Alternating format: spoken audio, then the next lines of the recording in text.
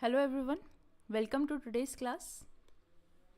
So today we are going to see the left part of Cn. In yesterday's class we have completed half Cn, okay, and in today's class we are going to complete it fully, okay. And one thing you should note that whatever the revision subjects I have taken, you can check that, you can revise, alright.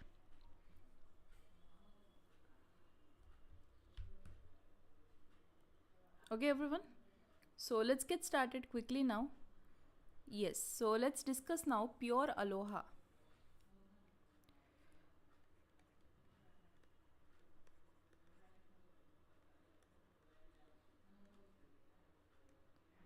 Okay, so pure aloha, first is back of time is equals to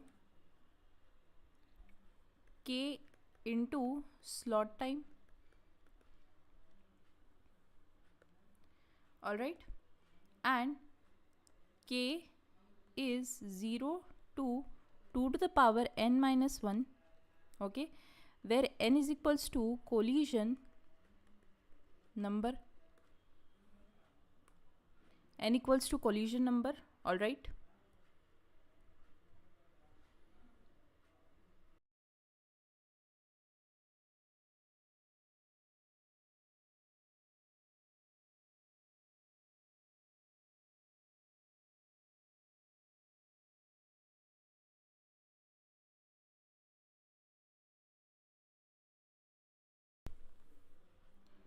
Yeah, so I'm audible now, right? Okay, so let's continue with this. So let's continue everyone. Now I'm audible. Yeah, so this is collision number. After that, let's see vulnerable time. Okay. The second is vulnerable time, which is 2 into TF. Okay. After that, third is transmission time of single frame, okay, which is TF. So it is frame size divided by bandwidth, which is L by B, okay. And now let's see the fourth one, throughput. S is equals to G into e to the power 2G, okay, where G is number of frames generated in one frame transmission,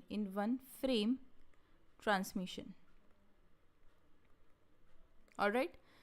Fifth is max throughput is 18.4% when G is equals to 1 by 2, and this is for pure aloha. Okay everyone, I hope till this point there is no doubt.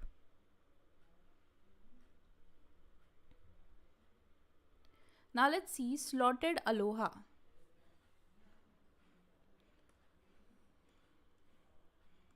So slotted aloha,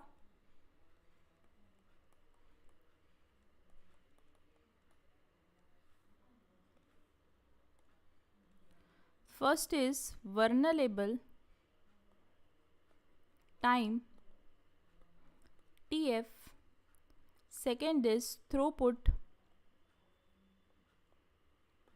which is S is equals to G into E minus G, third is max throughput,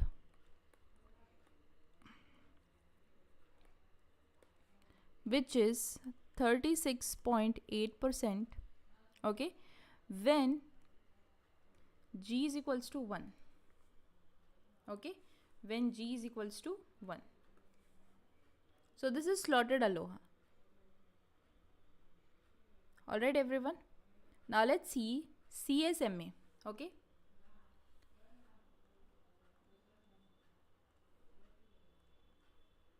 CSMA.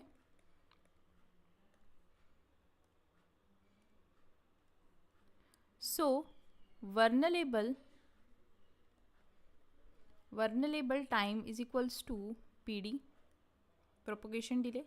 Now CSMA CD, here TD is jam signal, which is jam signal size by bandwidth.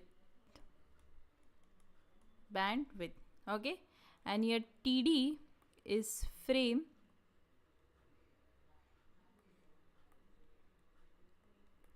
2 into PD plus TD, jam signal. Okay, so this is actually PD.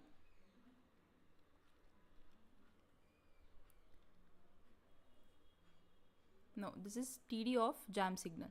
Now here frame size smaller than equals to 2 into PD plus TD, jam signal,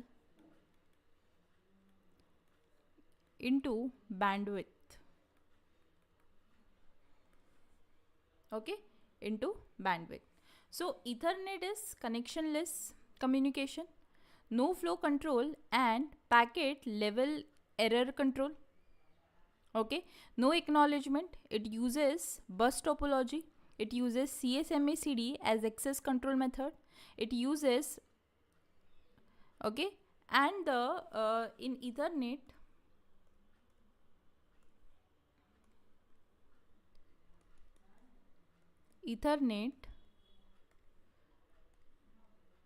baud rate is equals to 2 into bit rate, and bit rate is equals to 1 by baud rate. Alright.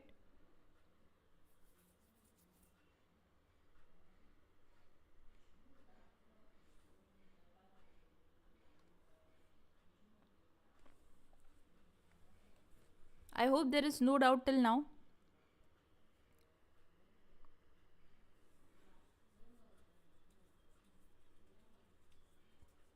Now let's see destination MAC address. Okay.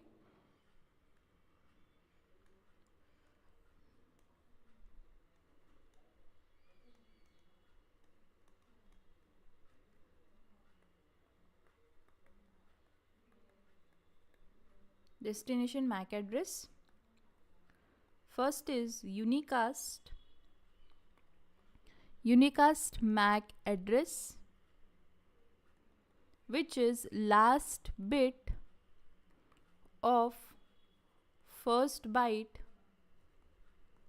is 0. Okay. Second is multicast MAC address, last bit of first byte is 1. Third is broadcast MAC address if all 48 bit are 1. Okay.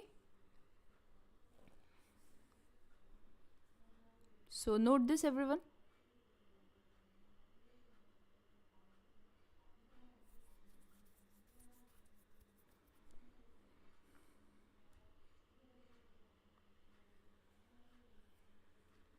After that, let's see probability of station not to transfer data packet is 1 minus p. For successful transmission of one station remaining n-1 packet should not transfer the data packet. Okay, the data packet. So n is equals to stations in Ethernet, p is equals to probability of station to transfer data packet.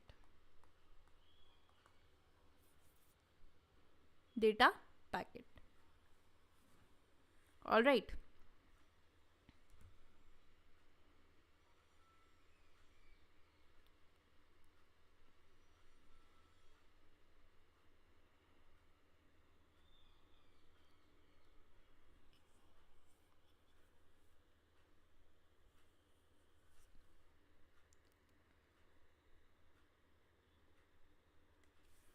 Okay, so let's see the next one. Probability of n-1 station not to transfer data packet 1 minus p n-1. Okay,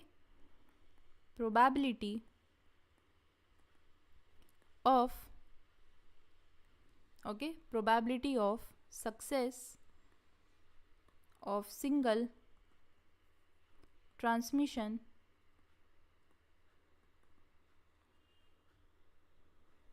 is equals to p 1 minus p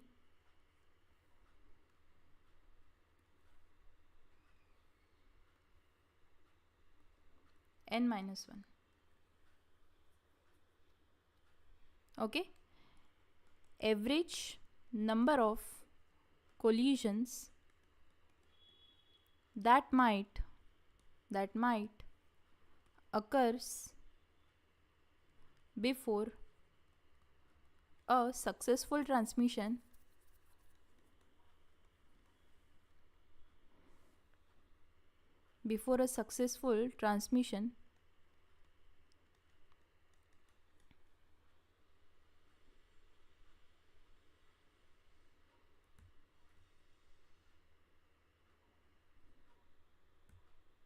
easy.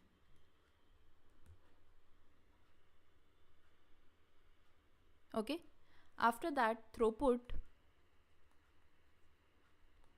of host is equals to p 1 minus p n-1, throughput of channel np 1 minus p n-1.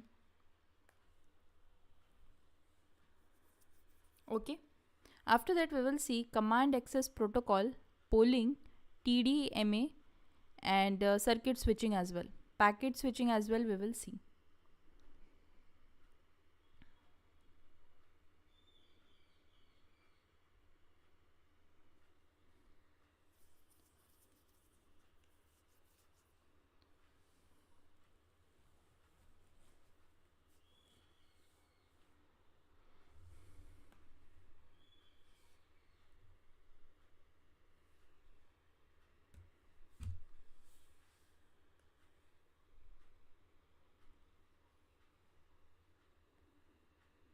Okay, so command access protocol, first is polling, second is reservation, third is token passing. Okay, so polling is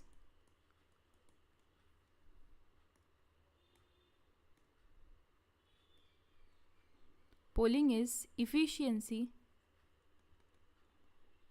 which is TD T-poll plus TD plus PD. After that, throughput N into B. Okay. Now let's see TDMA.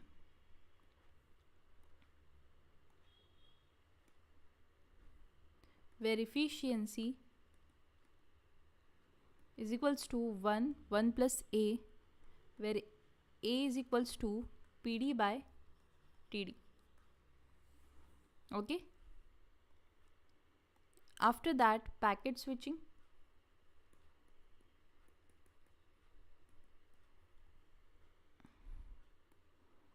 Which is total time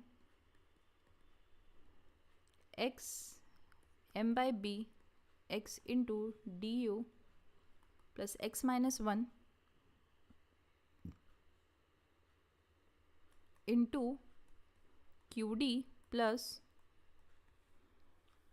okay. After that, let's see circuit switching. Okay.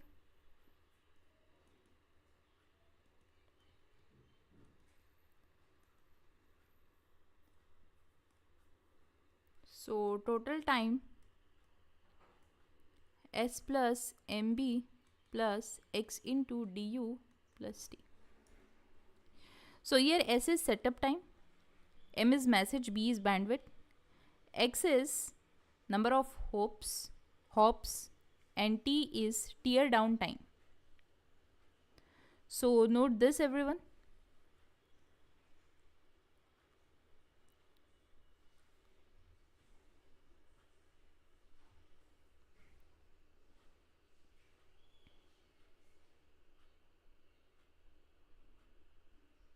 Note this formula.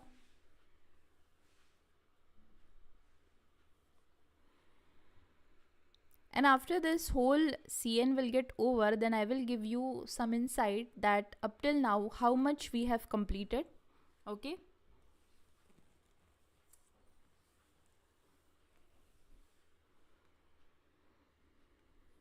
Okay, now let's see total time for X hops and N packets.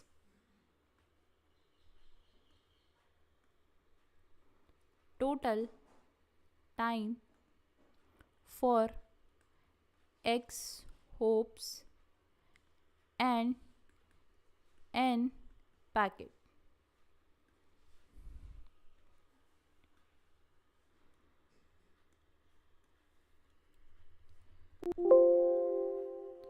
Total time X TD plus PD plus X minus 1 QD plus PRD. Okay. After that, optimal packet size P is equals to P plus H, and this is header size, and this is payload, we can say, or packet data size. Okay. And if number of hops per link is X, okay, so the number of routers is X minus 1. Now protocols are there, SMTP. So we will note why are these all used. Okay, one by one. So one by one we all will note this.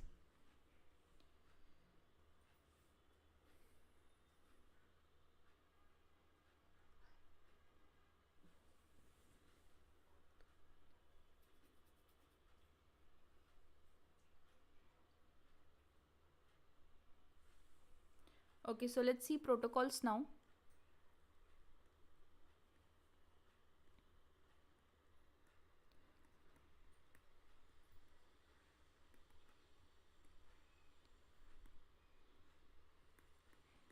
SMTP. This is for emails.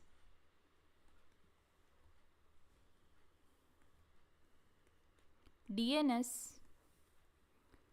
This is for domain name to IP address. Domain name to IP address. After that, FTP. This is file transfer.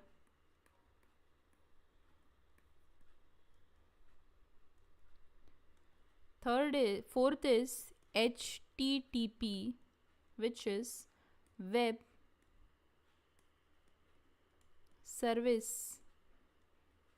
Okay. After that, fifth is POP, which is download emails. Okay.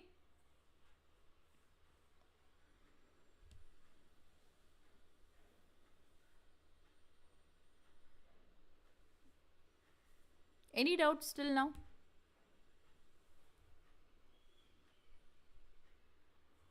Now let's see applications and port number.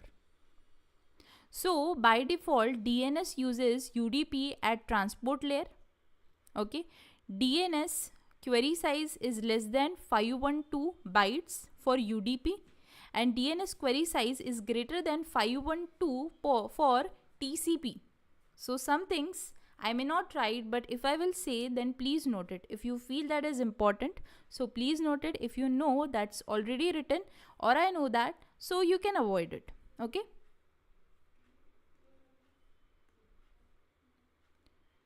Now let's see applications,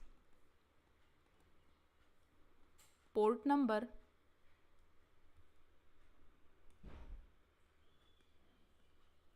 So DNS 53, HTTP 80, FTP 20 DC or 21 CC. SMTP is 25, POP is 110, SNMP is 161.162, TFTP is 69, IMAP is 143. Okay, DHCP is 67S and 68C.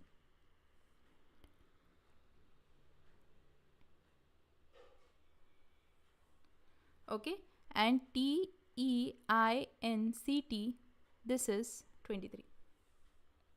So note this, everyone.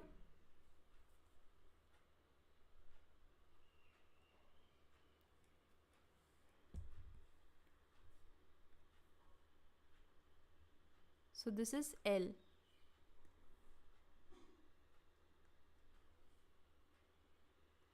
TELNET. Okay.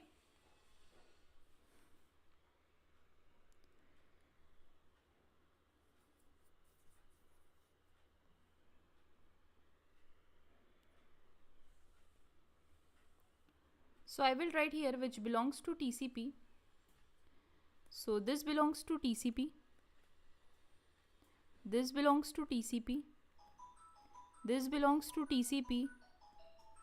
This belongs to TCP. This belongs to TCP. This belongs to TCP. Okay. After that, these belongs to UDP. This belongs to UDP.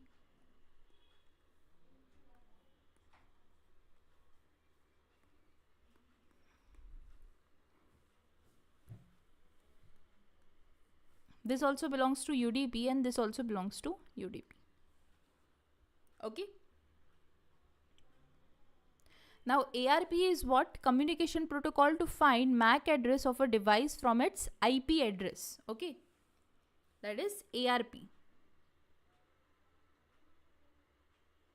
After that, HTTP commands are what?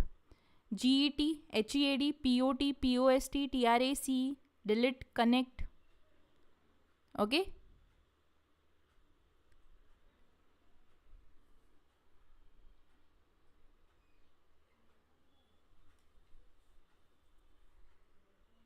After that, be good with the feedback, error reporting, ICMP message, and error or request reply ICMP messages. Okay.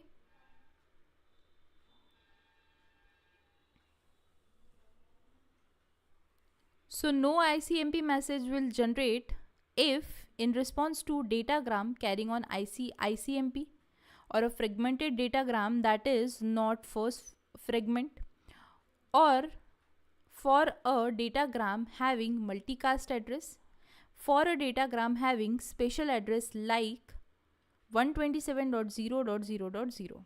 So in this case, no ICMP message will be generated. Okay. After that, know about what is distance vector routing and link state routing. Okay. So know the difference between them. After that, the part is OSI model.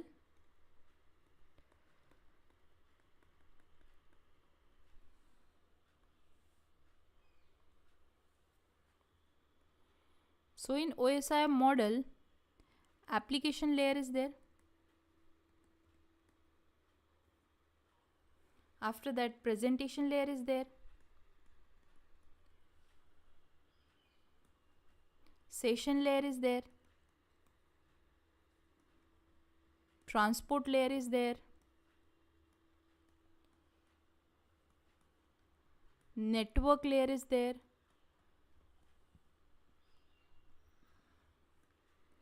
Data link layer is there. Physical layer is there.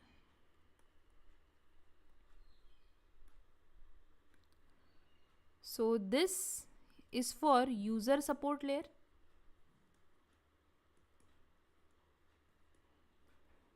This is for interface. And this is for network support layer.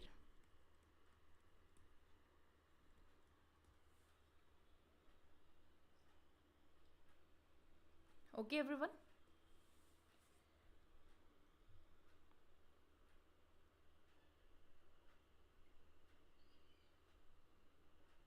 So see, if you want to see the revision lecture in shortest time, so what you can do is you can increase the speed of this video. You can revise that quickly. Okay, so 1 hour video you can revise that in half an hour, or let's say 45 minutes. Okay, and you can move on to next thing like solving questions. After revising things, you can solve questions and do a lot more to it. So this is what generally I did. Okay, I used to watch the videos in that so that the less time will consume and more I can gain.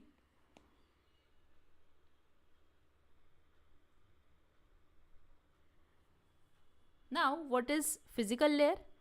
Responsible for movement of bits from one hop to next hop. After that, what is data link layer? Responsible for many frames from one hop to next hop. Hop is also called as node.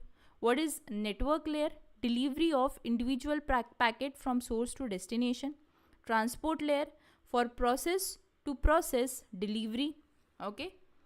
And what is session layer? So it's establish, it maintains, it synchronize and terminate the interaction between sender and receiver. And what is presentation layer? It takes care of syntax and semantic of information exchanged between two communicating system. An application layer providing service to user such as mail services, file transfer and many more services. Okay.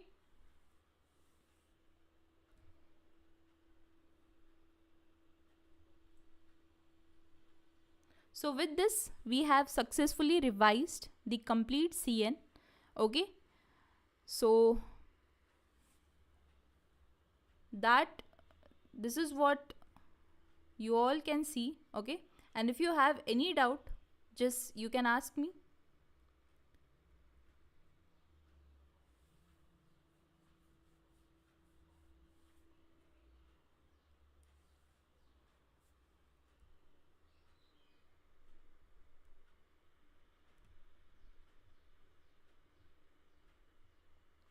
See, so till now, what are the things we have completed?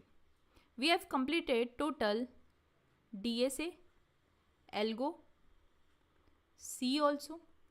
We have completed TOC CD. We have completed DBMS, digital. And now we have completed CN.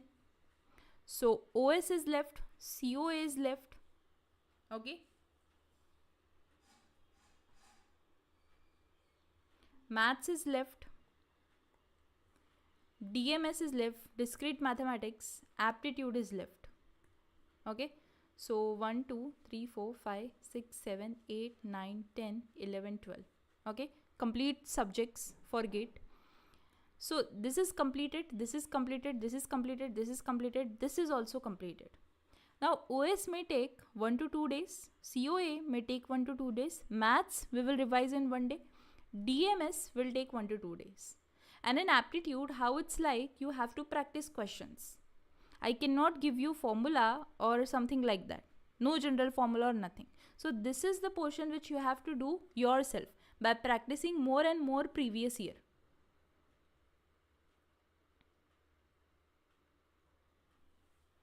Okay.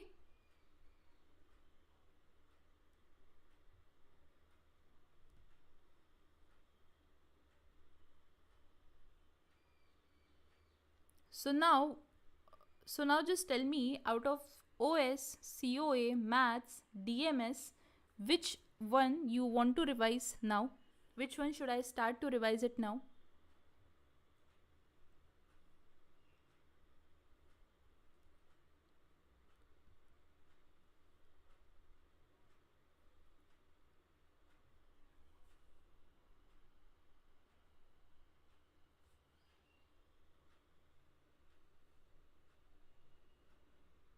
So which you feel is one of the most tough subject? So should we start with OS? Should we discuss OS? After that we will discuss COA, and later we will discuss maths and DMS subject. Okay.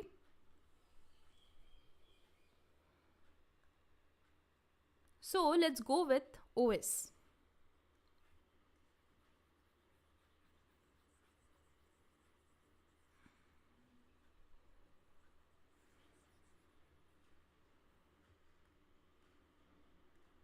And one by one you will get you will see the playlist. Okay, on the app there is a playlist which you can access where all the revision is done.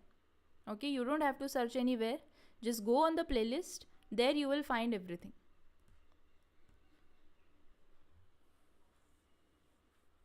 So OS we are going to start.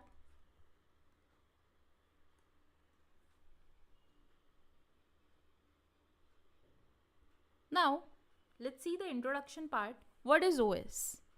So OS is, first is OS is interface between hardware and user.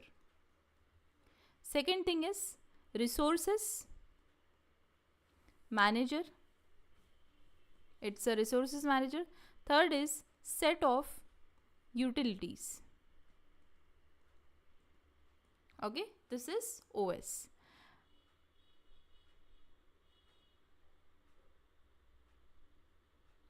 After that we will see what are the functions and goals of OS. Okay, so functions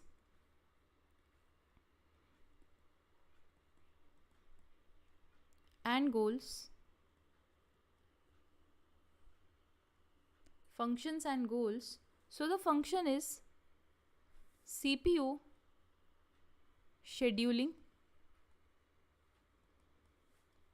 Second is security providing. Third is memory memory management. Fourth is file management.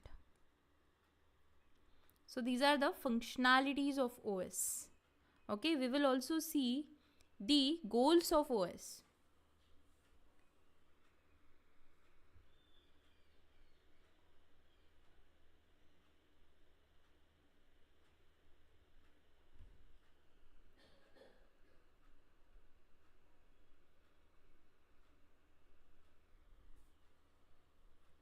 Alright, so you all can note with me all these things.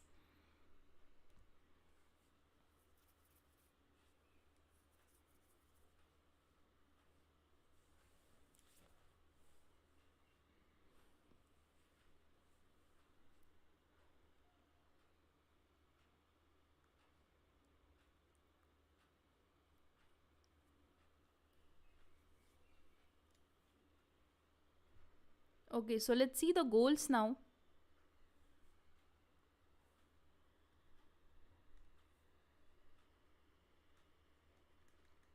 Goals of OS. Very first goal is convenience. Second is efficient. Third is portability. Fourth is scalability.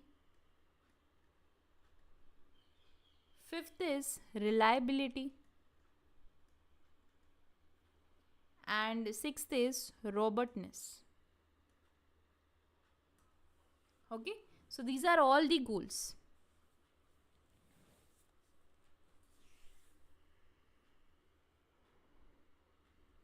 After that, we will see types of programming. So types of programming of OS. This types of programmed OS. Okay. So very first is uni-programmed OS. Okay.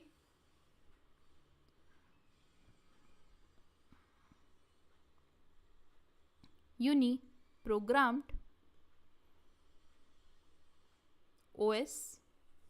Uni-programmed OS. So in this, the first point we will write, only one process can reside inside main memory at a time. Main memory at a time. So disadvantage of this is, first is CPU remains ideal during I/O, and second is inefficient utilization.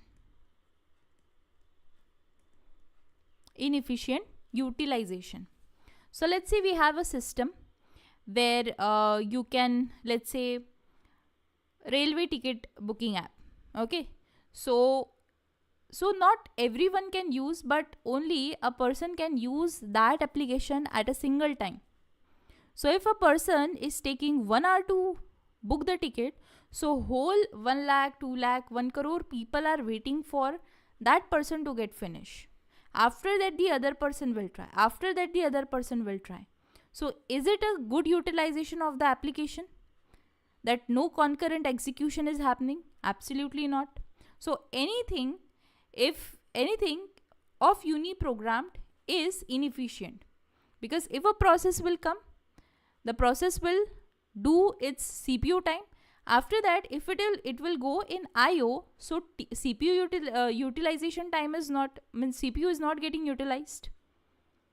Okay, so this is the drawback. This is the disadvantage. So from there, we shifted to multi-programmed OS. Okay.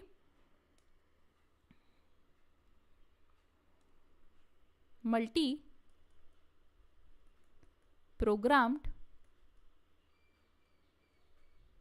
OS.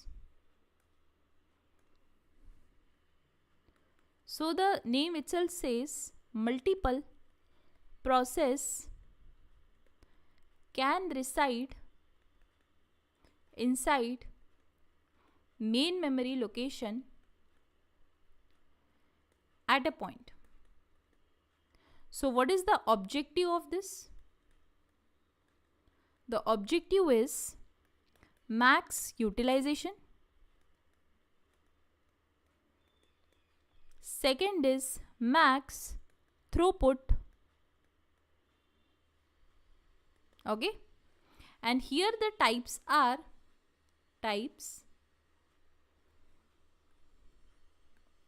the very first type is preemptive. B is non-preemptive. Just the introduction of OS is going on. I hope that this part is absolutely clear.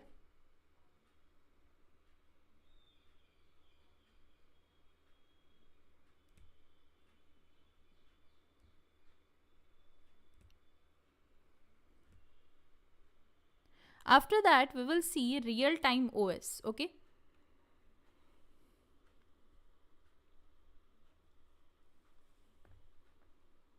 Real-time OS.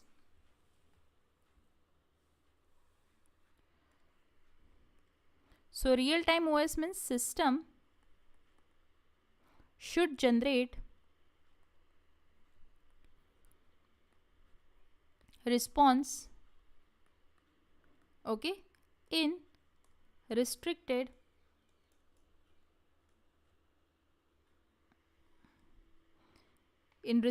amount of time. So it is soft real-time OS.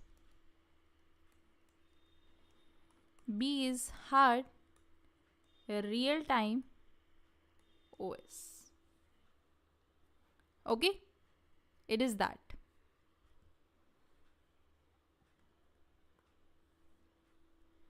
After that, we will see complete into process management. And after completing process management, we will see process synchronization. After that, the whole complete deadlock part we are going to see. And yes, we will, and after that, the last part is file system. And with that, we will be completed with the OS. Okay. So this was the introduction part of OS, which is completed. So as this is a short note, I am not discussing the complete types. Okay. So whatever is important, that only I am discussing.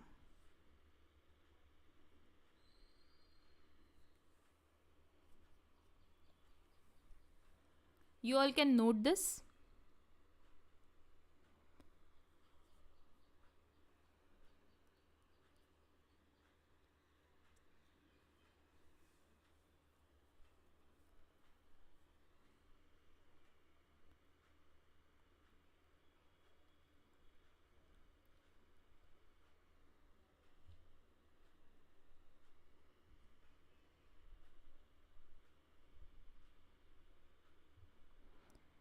Till here, I hope there is no doubts.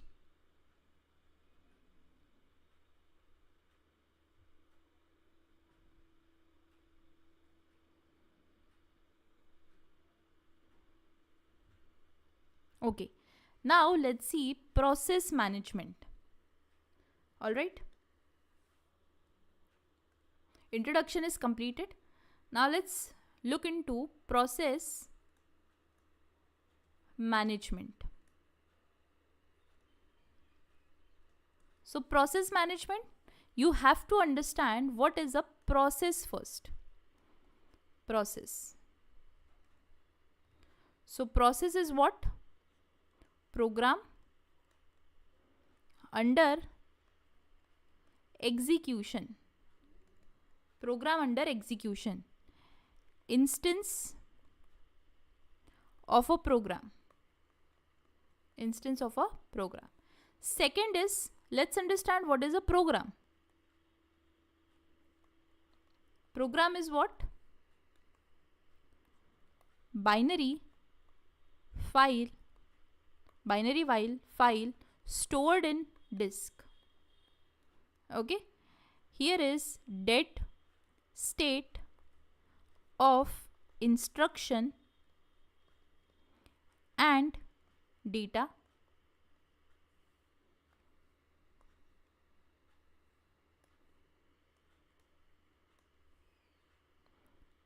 Instruction and data. Program instruction and data. Program is was what? Instruction and data. Okay. So clear about what is process and what is program. Till here there should not be any doubt. After that we will see what is PCB. PCB means process control block. And we will also see the structure of process. So you can note this. So today is the introduction of OS. So that is what we are discussing.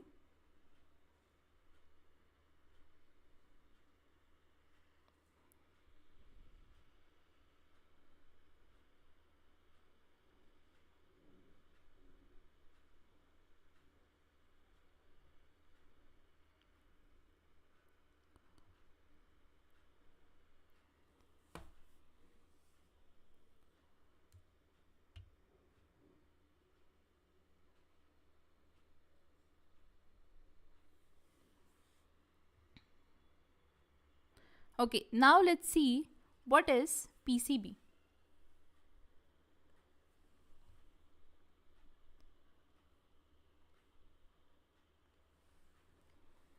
Process control block. Process control block is PCB. So it is the metadata of process. What is metadata? Data of a data is called as metadata. Okay, and it has process ID. It has PC, program counter. After that, process counter and general purpose registers, file in use. Okay, after that, size, priority, etc. are stored.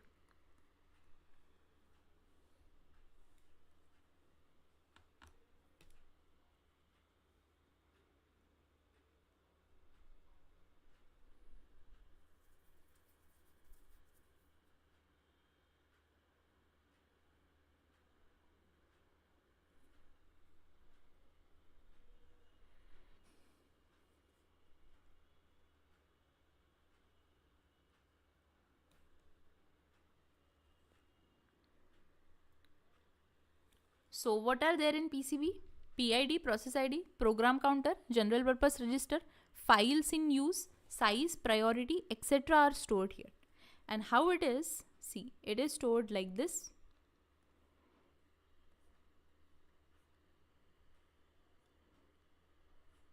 Here PID is there, here PC is there, here general purpose registers are there, so on. It is linking to PID is there, PC is there. After that, okay,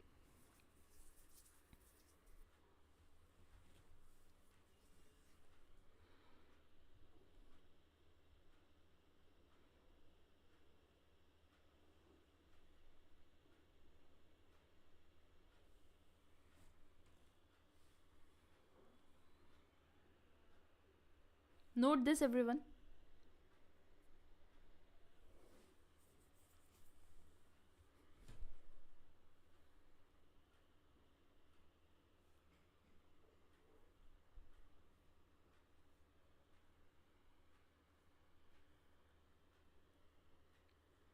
Alright, now let's see process structure, okay.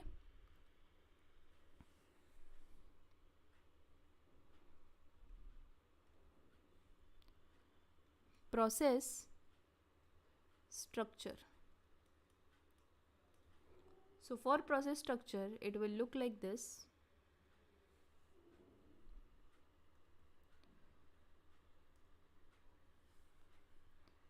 Here we will have stack. This is the dynamic portion. Here we will have heap. Here we will have static data. And here code section. Here code section. Okay.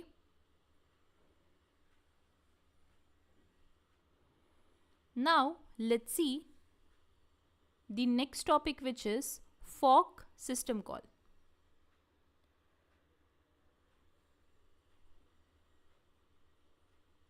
Fork system call. So fork system call, point number 1 is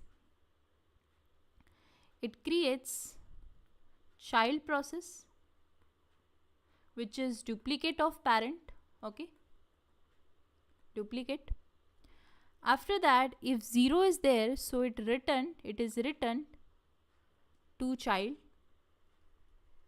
If the value is not equals to 0, then it is returned to parent. It is returned to parent. And number of children is equals to 2 to the power n minus 1. And here n is number of fork calls. Number of processes is equals to 2 to the power n. N is again number of fork calls.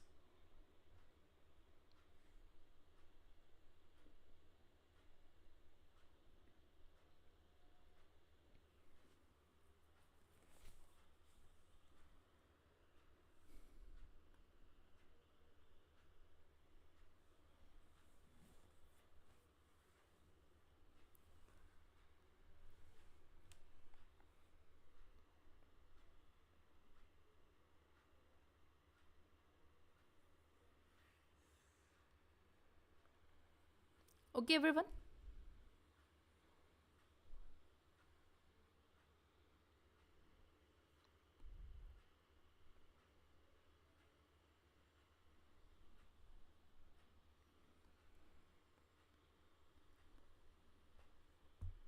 After this, let's see the state transition diagram. Okay.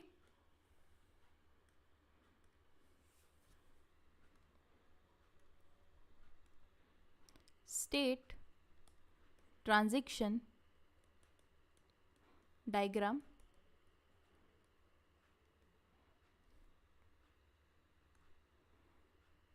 So this is new, this is ready, this is running, this is terminate. From running, it can go to block, it can go to suspended, and here suspension can happen. So I'm writing new, ready, running, terminate, blocked, suspend.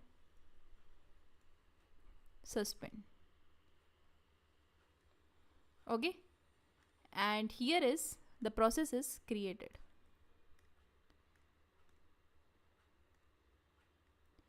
After that, the arrows are direction from here. If we are coming back to here, then it is preempt, and if this arrow is not there, then it is non-preemptive. This is scheduling will be done. And see, running, and for running, if it goes for IO system call, then it will be blocked. Okay, so here resume and here suspend, and after that it can go to, when the IO is completed, it can directly go to ready. Okay, so LST is long term scheduler, so it's loading new process, midterm scheduler, process, suspension, and resumption happens.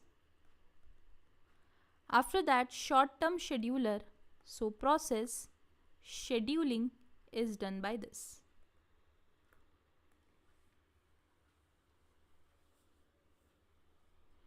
Okay, process, scheduling is done here.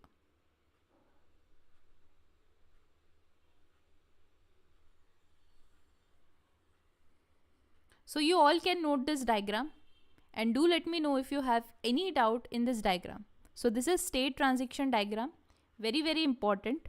Okay, so in previous year also the questions are asked based on the diagram. So what if this preempt will not be there, so what the diagram will be of, so all these questions are asked. So you can see the diagram and you all can note it.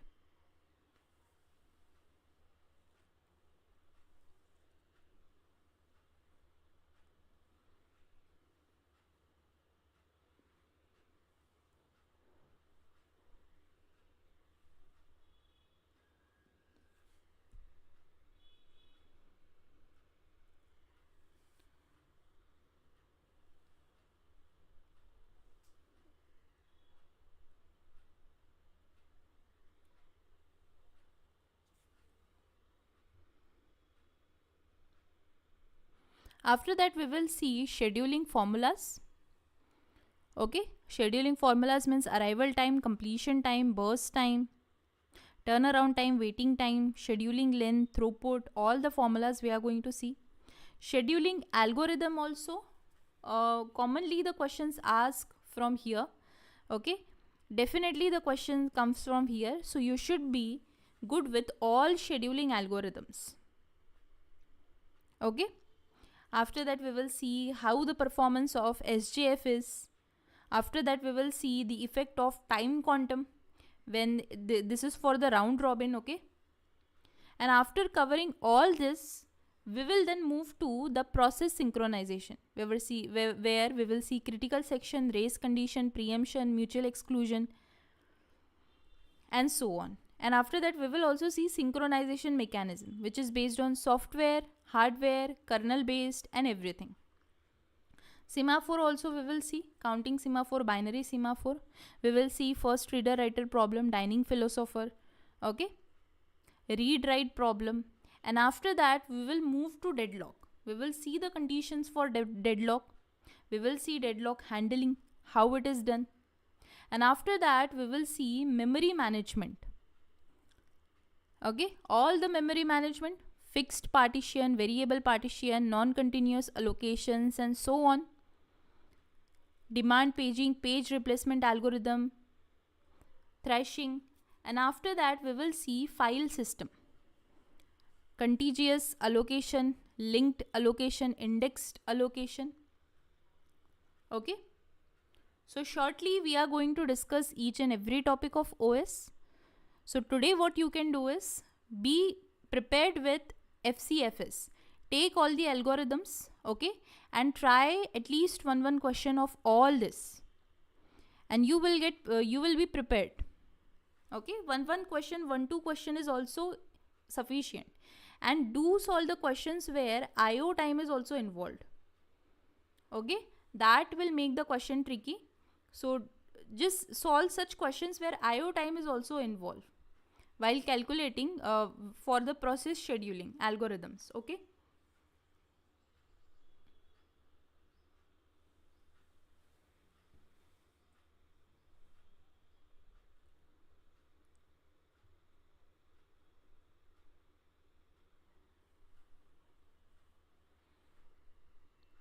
so I hope that there is no doubt till now, everyone, and this session went well.